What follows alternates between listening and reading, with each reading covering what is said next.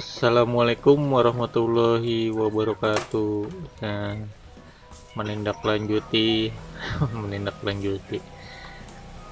Kemarin kan saya sudah telepon-teleponan sama Om Andi ya, berencana mau, intinya sudah izin mau ninggiin motornya ya, kita standarin lagi ya.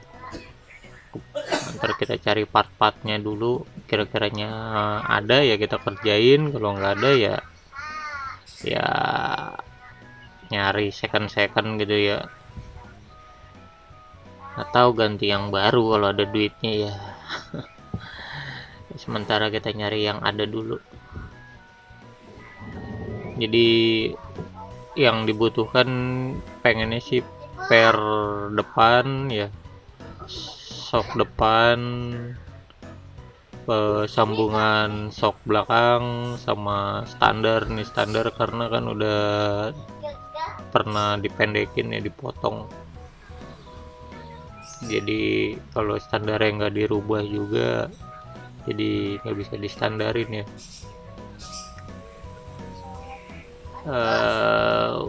Untuk awal kita kuras dulu bensinnya, soalnya mau direbahin untuk Vespanya, takutnya bocor, sayang kan bensinnya kebuang-buang ya.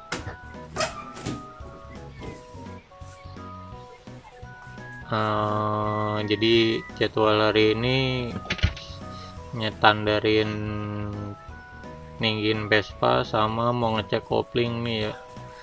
Koplingnya kalau emang ada partnya ya kita ganti, kalau nggak ada ya sementara kita pasang dulu ya. Pengen tahu aja gitu kan, koplingnya kenapa ini gitu kan. Oke sobat Puff,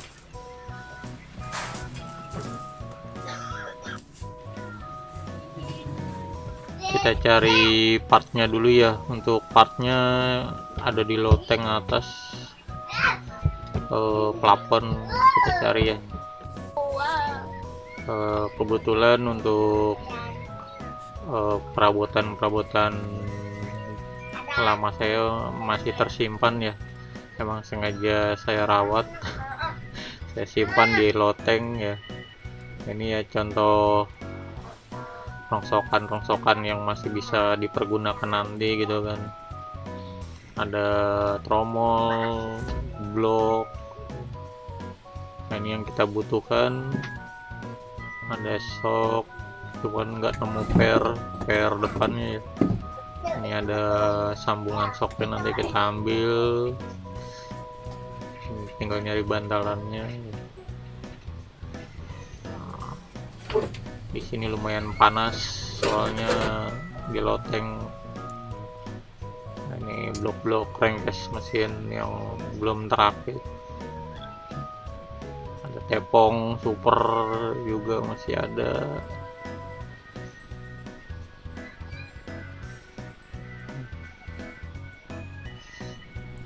Tangki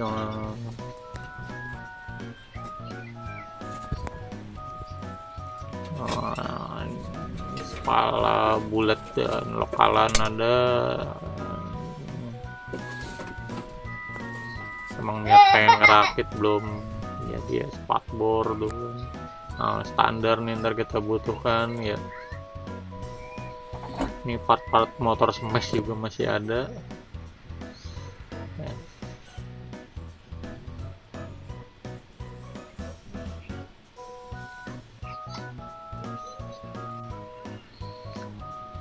Nah ini jaket kenangan nih.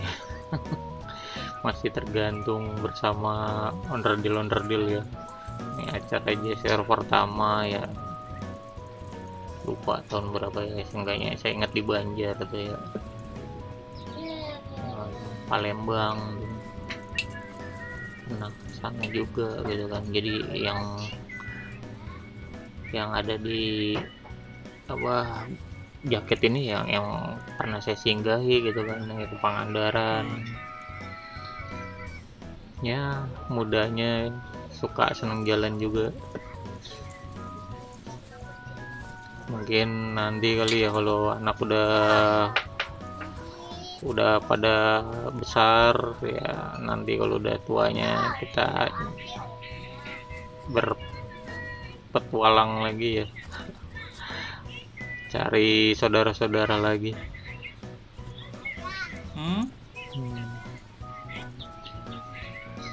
Kalau untuk sekarang ya sibuk sibuk ngurusin anak aja udah, lupa sama komunitas.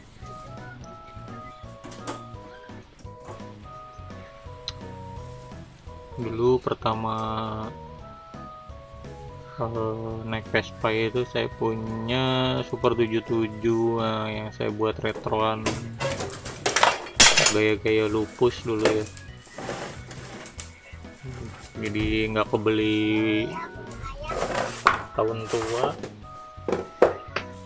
ya, ngakalin ya. Super harga 2.700.000, 2.500.000 tahun 97. Saya punya Vespa itu ya, pertama, masih ada.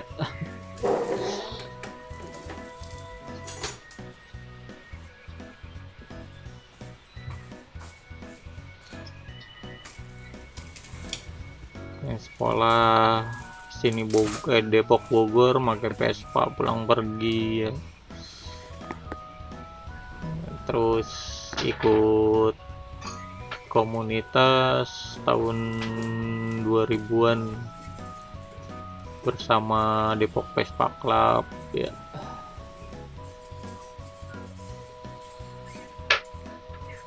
Nah, nggak lama sih istilahnya gabung-gabung komunitas, ternyata lebih enak independen. Nah, nggak riweh, bukannya menjelekan komunitas ya, tapi ya saya emang tipenya nggak seneng ya yang istilahnya diatur-atur.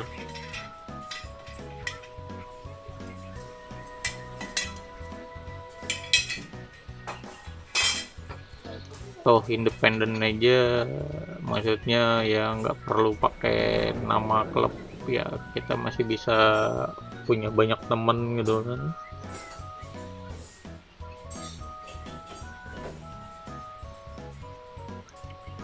Jalan rame-rame gitu, nah mendingan jalan dewekan 1-2 motor jauh, asalkan rame-rame. Jalan cuman sini puncak rame-rame lah.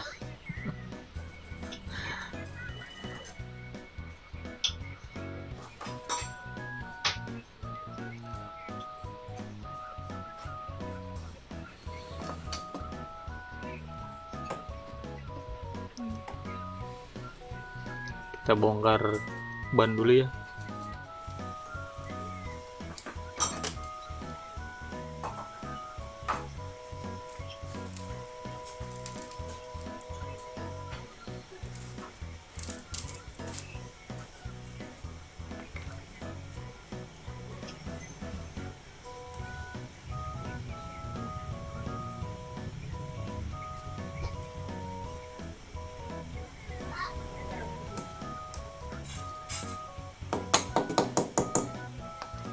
Ini dikarenakan pendek jadi agak ribet nih. Udah gitu knalpot Omandi corongnya agak panjang nih, entah tahu nih bisa keluar nggak ya untuk bannya. Kalau nggak bisa ya paling kita copot sok belakangnya dulu ya, kita megangin baru, atau ya dikempesin gitu kan.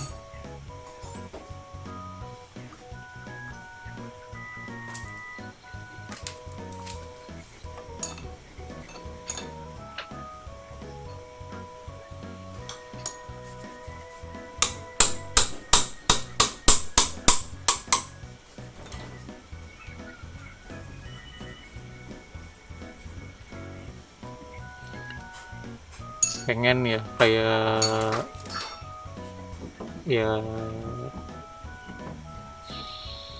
senior senior ya dulu ada tuh sih.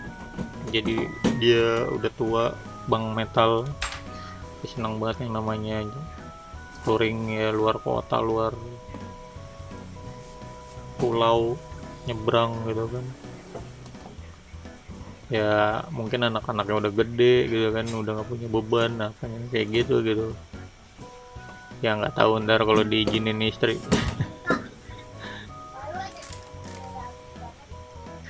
Diizinin istri, anak udah besar gitu kan, udah nggak punya, udah pada kerja, nah baru dah ntar kita jelajahi lagi ya kalau ada rezeki.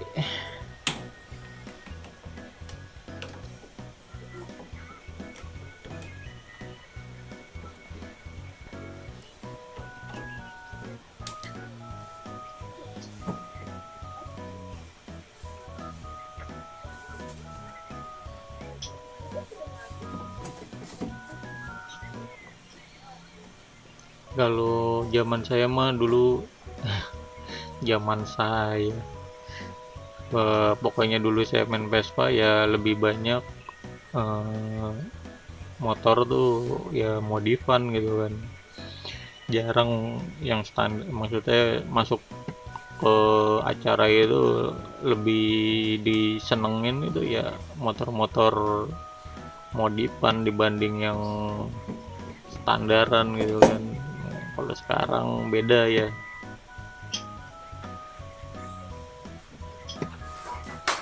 dulu mah nggak pengen gitu kan kelihatan jelek. Kalau sekarang beda, jelek malah lebih mahal.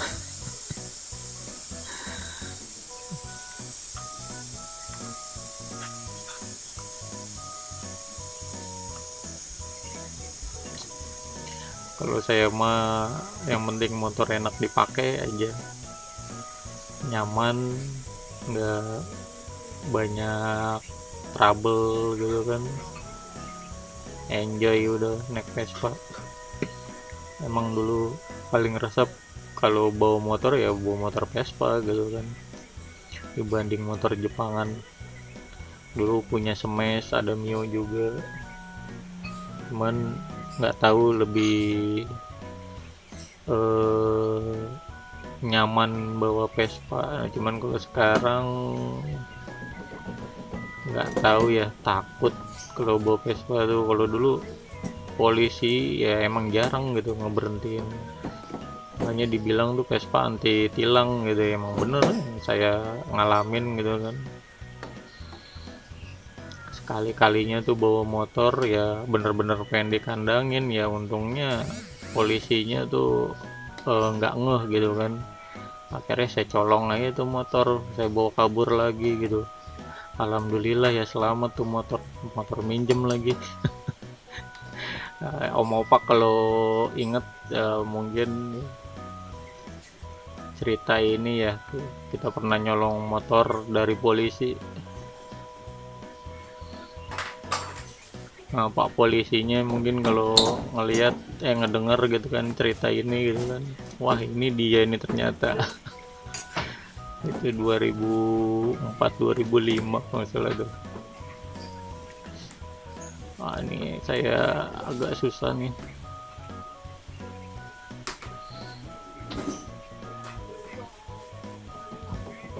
Jadi saya jalan ya niat pengen nyari onderdil ya, biasa nggak ada raja, di situ ada raja ya kaget gitu kan, nggak pakai helm, motor pajak mati. Tumben-tumbenan tuh polisi mempermasalahin pajak gitu kan, biasanya lewat-lewat aja gitu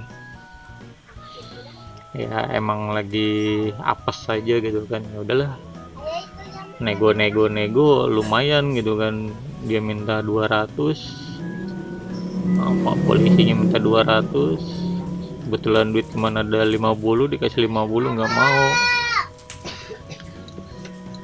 Nah kebetulan polisinya sibuk ngurusin ya banyak tilangan juga gitu kan, dan motor emang udah mau diangkut gitu, jadi ada yang ngawasin beda lagi. Alasan aja, Pak udah kelar Pak, saya mau ngambil motor, ya saya ambil dengan berterburu-buru ya, langsung aja bawa kabur tuh motor ya. Alhamdulillah ya nggak dikandangin. Kalau seandainya dikandangin, wah nggak tahu tuh motor saya bisa kena ganti rugi ya, mau pak jadi nggak punya motor.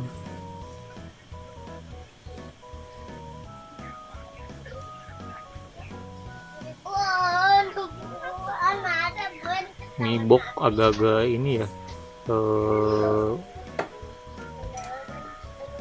istilahnya keropos, maklum lah motor tua.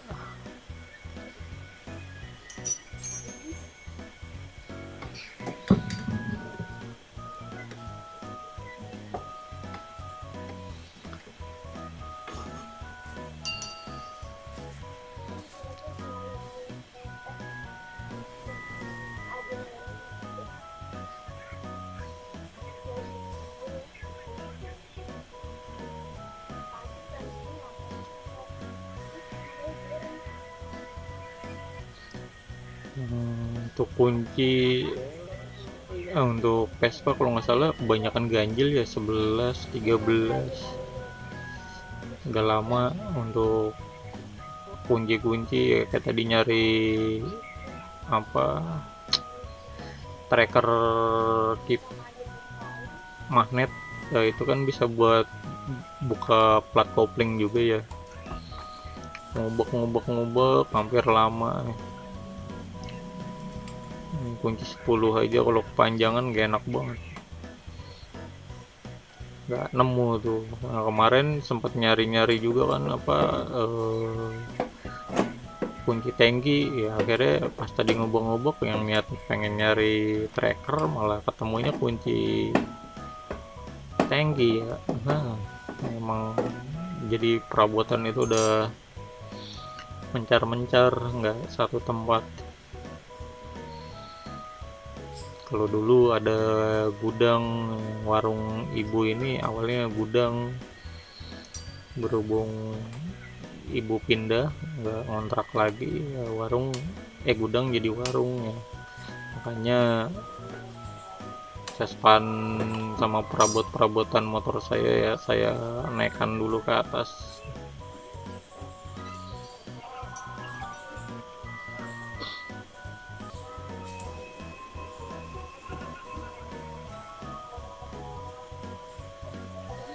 Untuk Kuningan ya masih aman.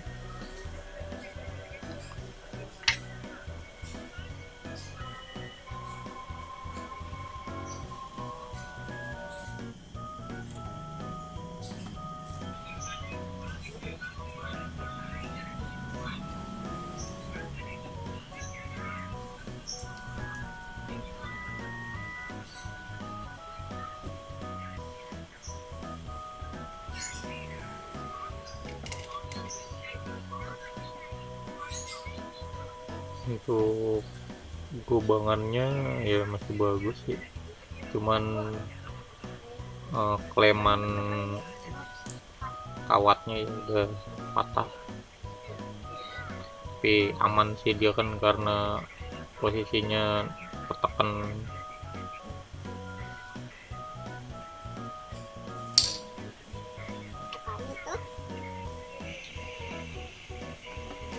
Kita bongkar dulu ya, angkat.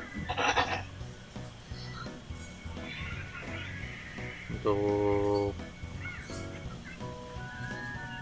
ngangkat kopling juga saya bukan ngangkat kopling ya, buka kopling rumahan ya, punya alat, bukan punya alat, emang buat tahanannya tuh emang ya seperti ini nih. Dulu saya buat nih kunci, cuman dicowak buat nahan. tadi juga nyari ini mana gitu ya, untungnya ketemu.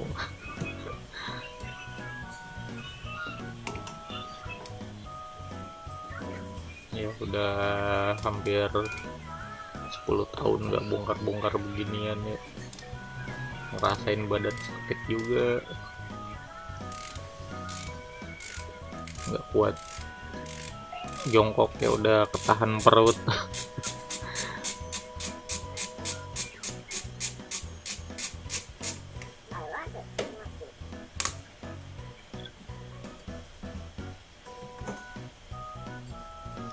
Untuk kopling Om Nandi ini kopling kecil ya, emang super, rata-rata koplingnya kecil.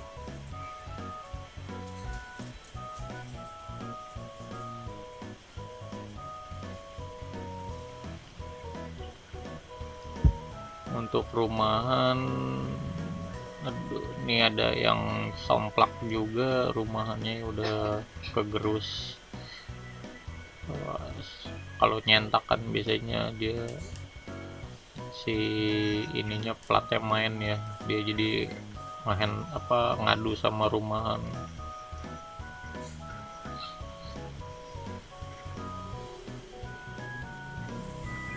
Ini ringnya entah ketinggian apa gimana ya, cuman ada jejak kayak beradu besi gitu kan di rumah per.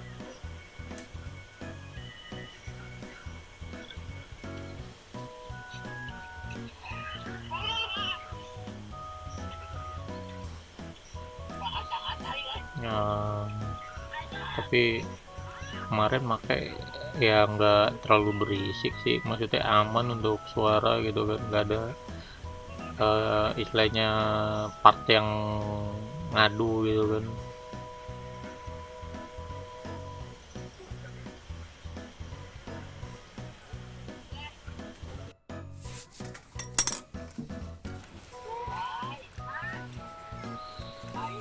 Kita coba bongkar dulu ya, ini kebetulan saya ada kopling kecil juga, mudah-mudahan ya ada yang bisa diambil kalau emang kopling Om Andi ini ya butuh diganti gitu kan, kali aja gitu kan. Cocok ya, cocok sih cocok, cuman nggak tahu gitu kan bagusan mana gitu dibanding punya saya apa punya Om Andi. Soalnya kalau yang punya saya ini udah lama, bener-bener ya tersimpan gitu kan, mungkin ya dari tahun 2000 mungkin bisa. Ini kopling kecil, saya udah nggak pakai kopling kecil. Untuk sespan udah kopling gede yang retro juga, udah kopling gede kalau nggak salah.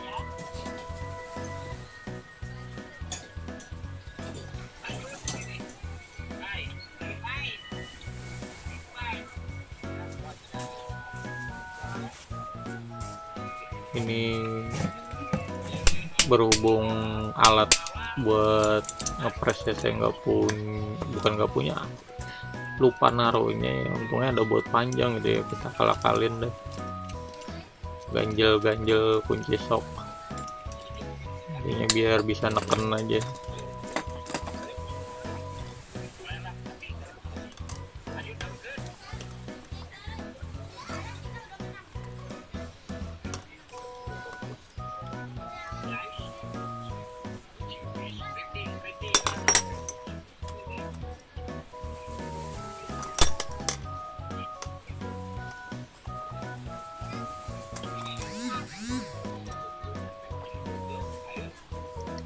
Kalau saya sih awalnya sih curiga di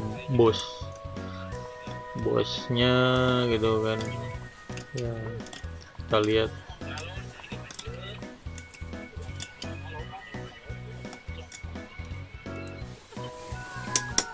soalnya dia ada suara ngesrot ya gitu kan.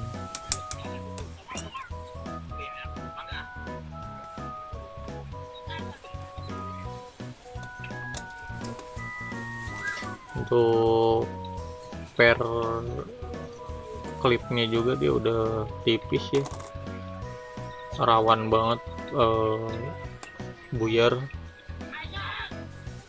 Ini plat ini agak-agak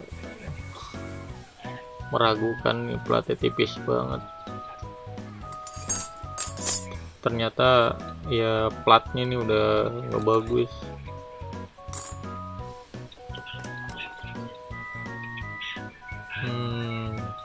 Untuk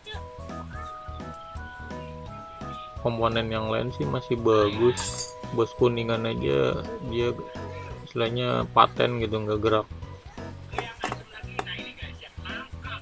masih oke lah gitu kan. Cuman rada-rada kering nih. Apa saya nggak tahu nih di jalur yang buat naik oli ke ininya apa emang udah nggak dipakai apa gimana, patah apa gimana, nggak tahu juga di dalam gitu mesin. Cuman kalau ngelihat kondisi plat yang terakhir nih agak-agak kering gitu, nggak terlumuri oli maks sempurna gitu kan.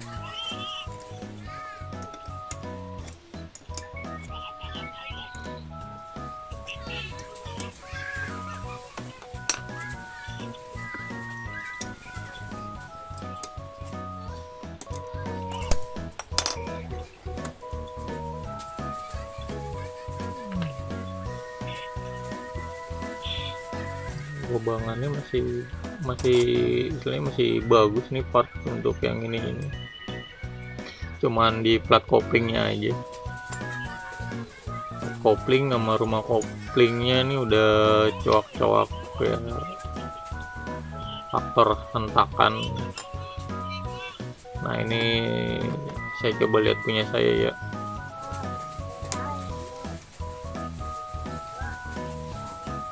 Apa bisa diambil, nggak tahu juga nih soalnya udah tersimpan lama.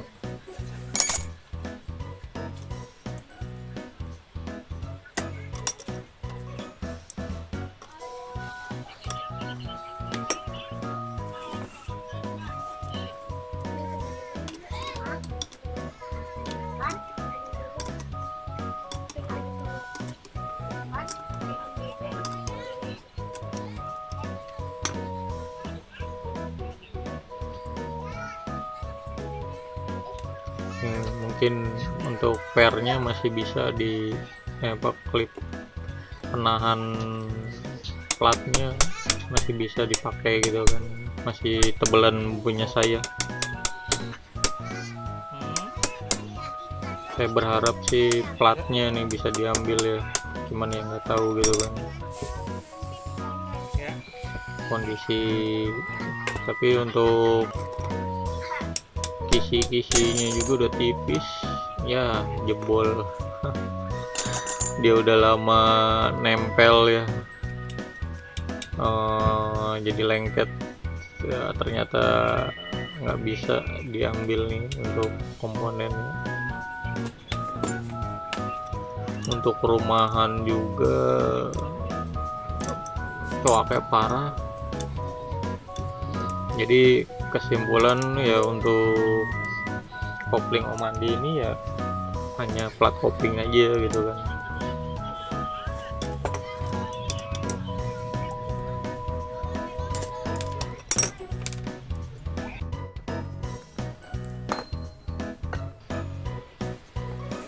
Jadi nggak ada hanya rapiin rumah kopling, saya gerindain karena ada beberapa jalur buat naik turunnya jadi terhambat mungkin ya, karena efek benturan. Jadi saya ratain rumah koplingnya jadi agak megar sih. Seharusnya tadi mau saya tambah titik kelas lagi gitu kan, nggak ada tuner buat yang di dalamnya. Mungkin kalau yang di luarnya masih bisa kena pakai gerinda, cuman kalau yang di dalamnya takutnya bakal menghambat gitu. Jadi perlu mata tuner. Sebenarnya saya punya, cuman nyari-nyari nggak ketemu, jadi ya udah cukup digerindain aja ya. Bagusnya ya diganti gitu kan, jadi rumah kopling sama plat kopling yang saya pakai hanya ring penahan plat, karena punya saya masih tebal dibanding punya Om Andi. Kita pasang lagi ya sobat ya.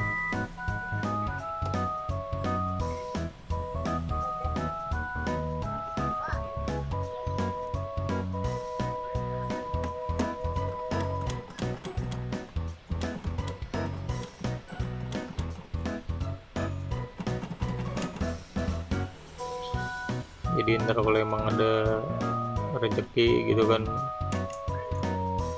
ya, selama belum laku ya mungkin terdiganti, cari-cari di online.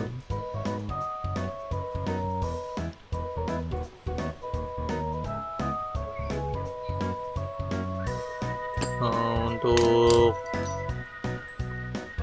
part-part ini saya juga agak bingung gitu kalau untuk nyari onderdil, nggak kayak dulu gitu kan.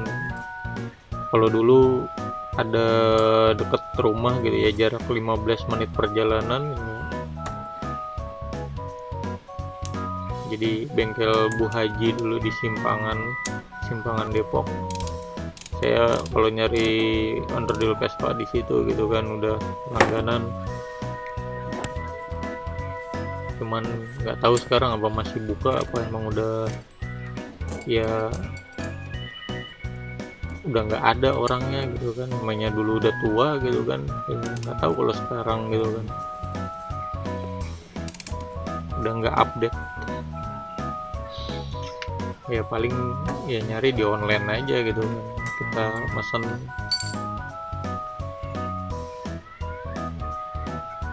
lebih praktis, cuman nunggunya agak lama.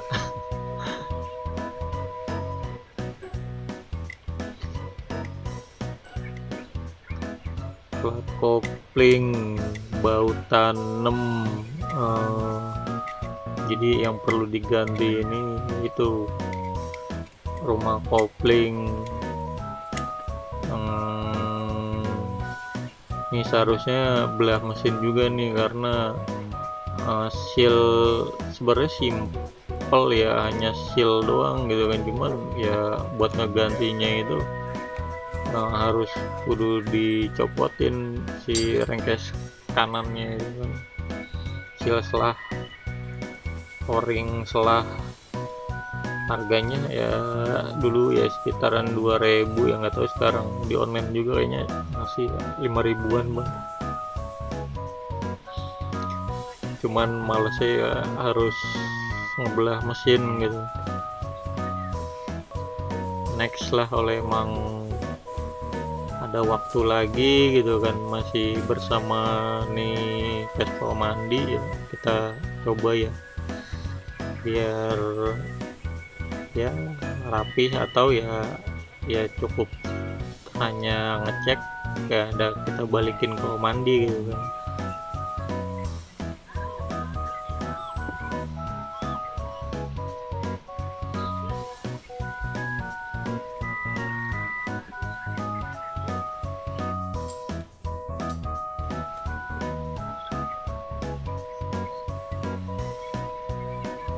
Untuk o-ring tutup kopling juga nih, ternyata dia somplak ya. Ada ya sekitar 1 cm gitu coak, jadi saya copotin aja dibanding bocor nantinya gitu kan, dan saya ganti pakai tribon aja dikelilingin ya, insya Allah aman untuk kebocoran, hindarin kebocoran aja. Soalnya kalau tadi masih pakai tetap o-ring bawaannya, dia ada selisih sesenti hilang.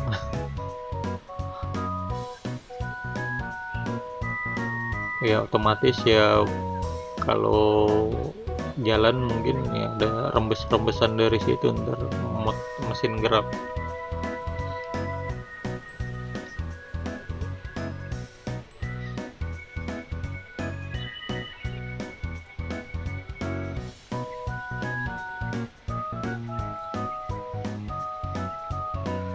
Jadi emang terbiasa akal-akalannya kalau saya ya. Eh,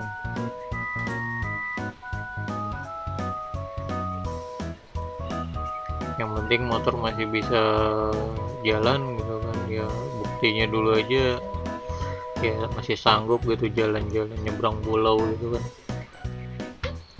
ya, dengan kondisi mesin ya tadi lihat sendiri kopling gitu kan berantah apa bos jelek itu jelek udah nggak bener dah. Tapi ya masih sanggup gitu dipakai jalan jauh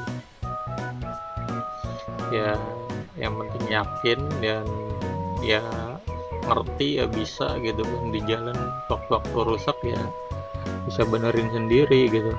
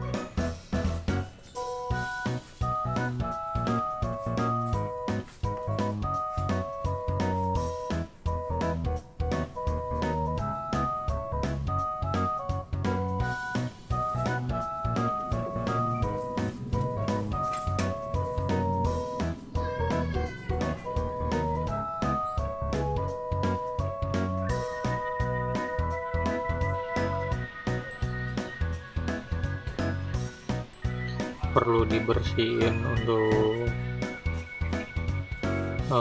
area bak bak tutup kopling ini ya, di bagian mesin ya.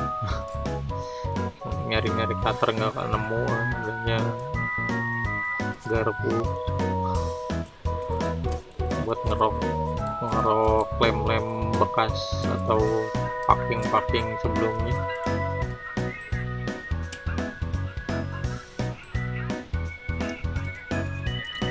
Biar rata aja gitu kan.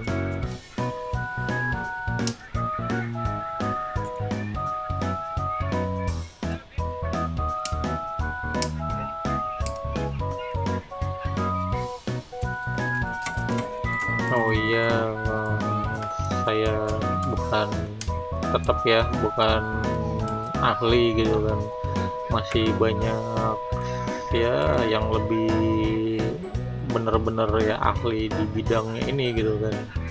Kalau saya hanya sekedar ya bisa aja gitu kan, dan bisa dan dipercaya gitu sama ya teman.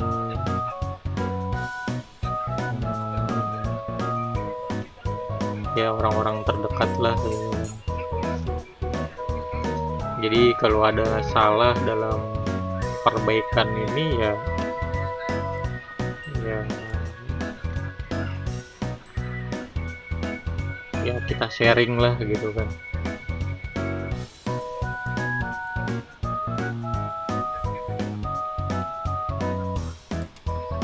Dan emang seharusnya ini ada beberapa part yang harus diganti dan kenapa harus dipasang kembali gitu ya, karena ya keterbatasan biaya satu, dan part yang niatnya buat kanibalannya ternyata ya kanibalannya ya lebih lebih rusak dibanding yang seharusnya diganti gitu kan.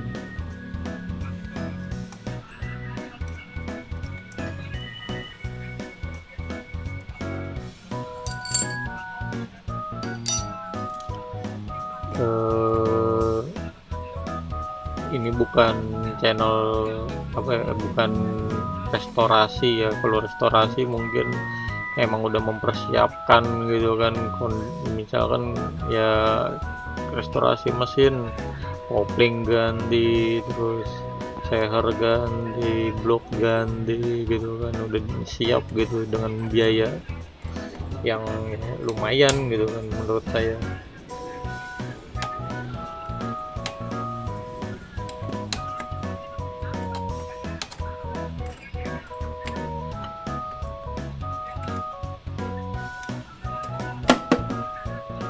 Beda dengan ya kalau channel-channel sebelah itu kan biasanya ya menunjukkan ya hasil hasil ya benar-benar duit gitu kan, duit ngeluarin duit gede. Kalau saya ya hanya akal-akalan.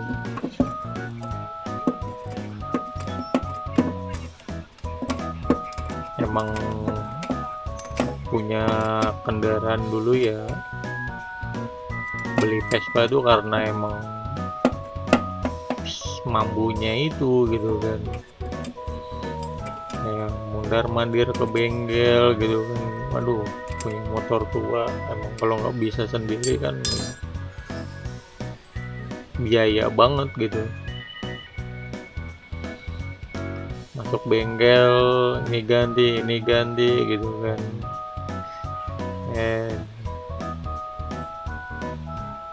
Nekat tuh bongkar-bongkar sendiri gitu kan, sampai yang namanya rengkes kanan itu kebelah gitu kan. Pertama saya belajar tuh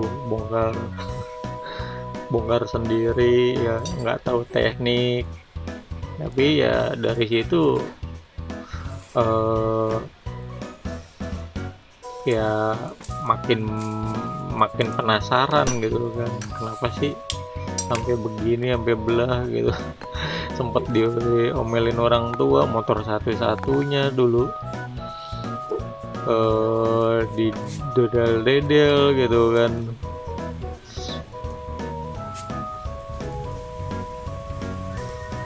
Nah akhirnya ya dilas lagi tuh, bawa bengkel las gitu kan.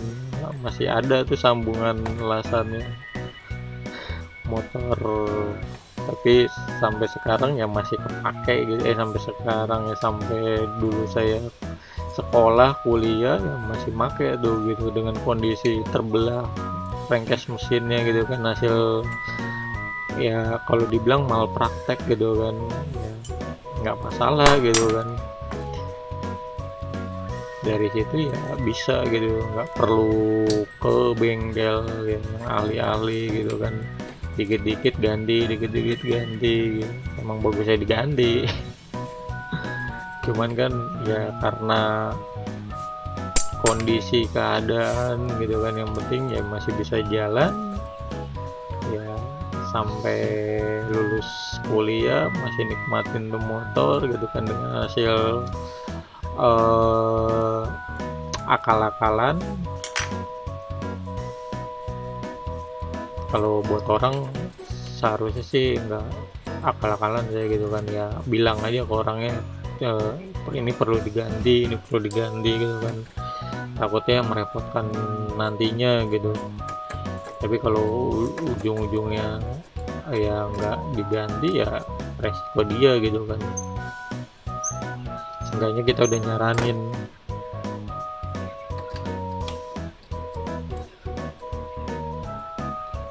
Nah ini berhubung punya Om Andi kan ya, tapi yang dijual gitu kan, kondisi mati ya saya rapihin, bukan rapihin ya, sekedar nyala dan pengen tahu gitu apa nih yang perlu diganti gitu kan.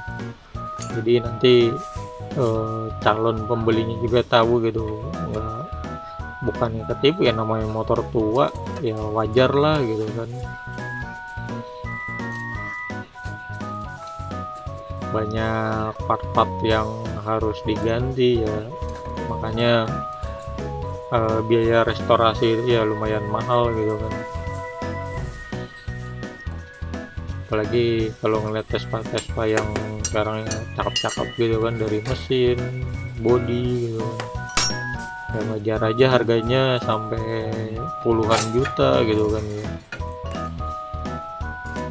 Buat ke mesinnya bisa 15-20 juta ya nyampe gitu kan, kalau part-part yang bermerek.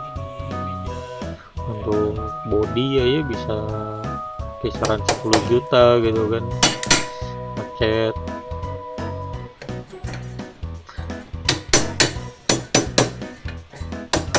Kalau di bengkel-bengkel yang spesialis.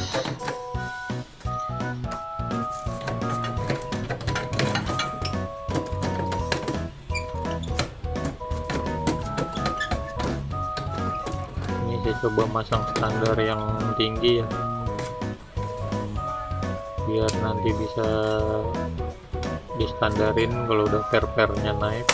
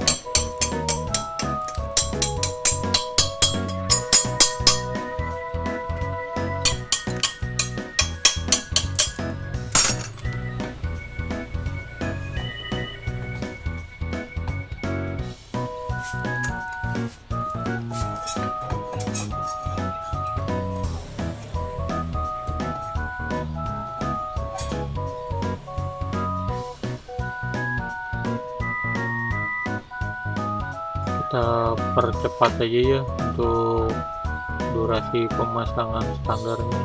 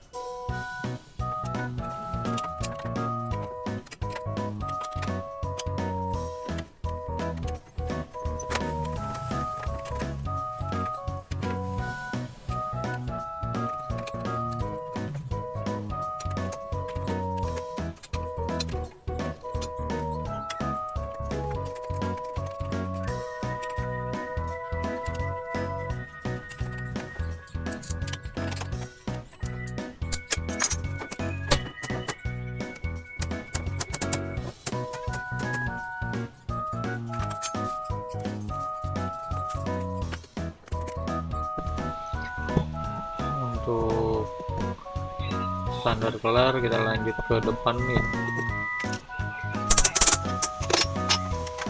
Ini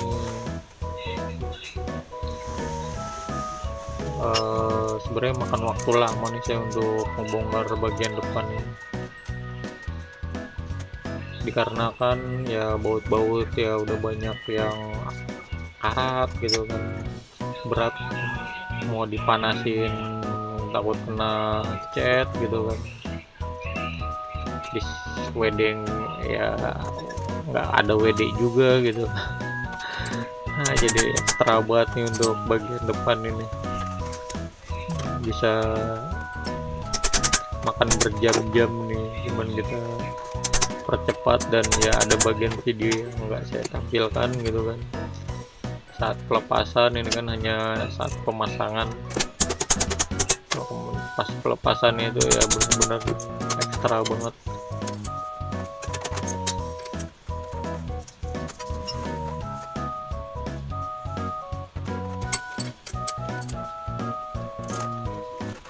Sebenarnya kalau dikasih ring 10 lebih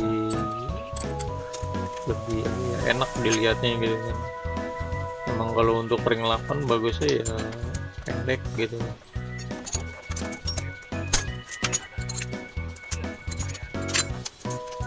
Emang kalau pendek mendingan pendek sekalian gitu, kalau ini jadinya tanggung, cuman emang standarnya gitu kan. Nanti kita rasakan gitu apa masih nyaman nggak dipakainya.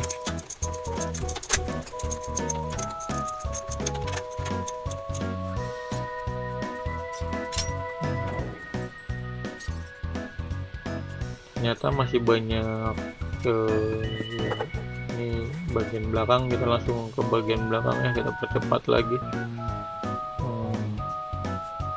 Udah hampir mau setengah jam videonya.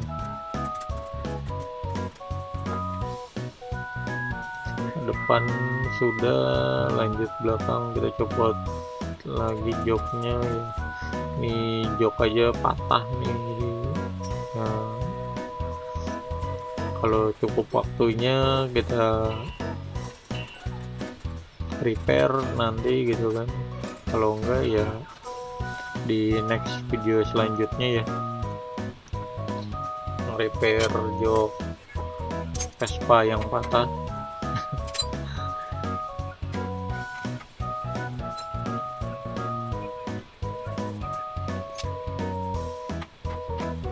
Didudukin nih jadi agak mencong gitu, jadi nggak lurus.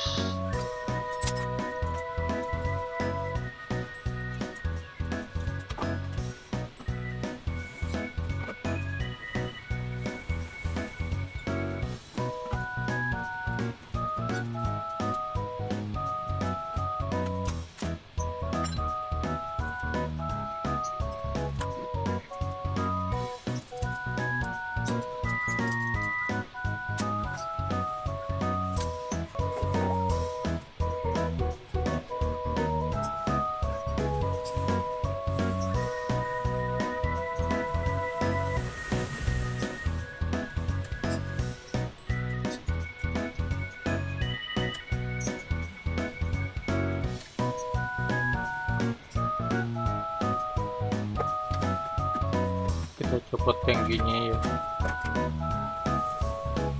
karena sok belakang itu bautnya ada di dalam gitu, harus bongkar tangki. Kalau nggak salah kunci 14 untuk drat mur dalamnya ya.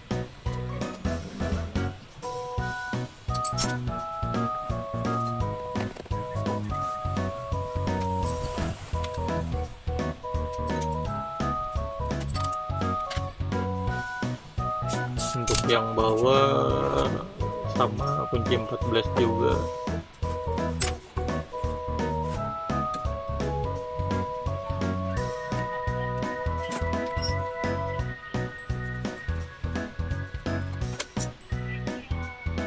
Nah, ini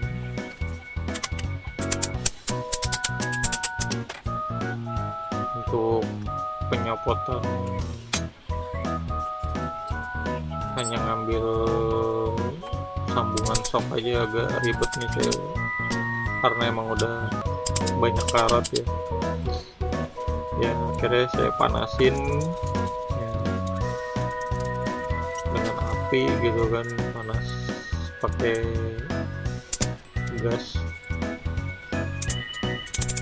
tekanan tinggi, gas yang portable.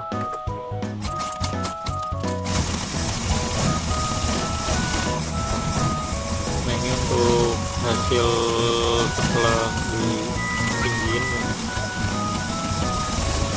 Tadi sempat ada kebocoran juga di karbu ya, pantesan motor kok agak boros gitu ya.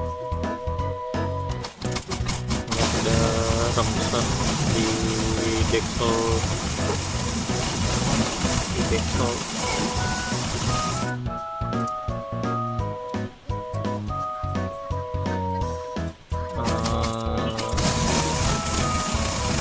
dikarenakan bensin hanya nggak sampai setengah liter, dia kondisi tinggi ini emang nggak mau turun gitu, minimal nggak tahu nih kok nggak bisa sampai res banget ya. Kemungkinan ya jelek di tangkinya ya, jadi harus ada bensin setengah liter lagi gitu. Kalau kemarin kondisi pendek dia rata gitu kan, kalau ini jadi agak tinggi gitu, agak dangak ya. Nggak tahu kalau pas turun standar mungkin rata kali ya, bensin bakal turun. Ini karena standarnya kayaknya lebih tinggi. Mungkin ini standar PS atau PX. Oh ya sobat Puff, durasi untuk perbaikan cek kopling ya hanya sekedar ngecek kopling jadinya ya, sama ninggiin sok belakang sok depan ya, udah hampir mau setengah jam. Tadinya mau dibarengin lagi sama perbaikan jok depannya, dia agak menceng didudukinnya, cuman ya terlalu panjang gitu kan, dan terlalu sore juga.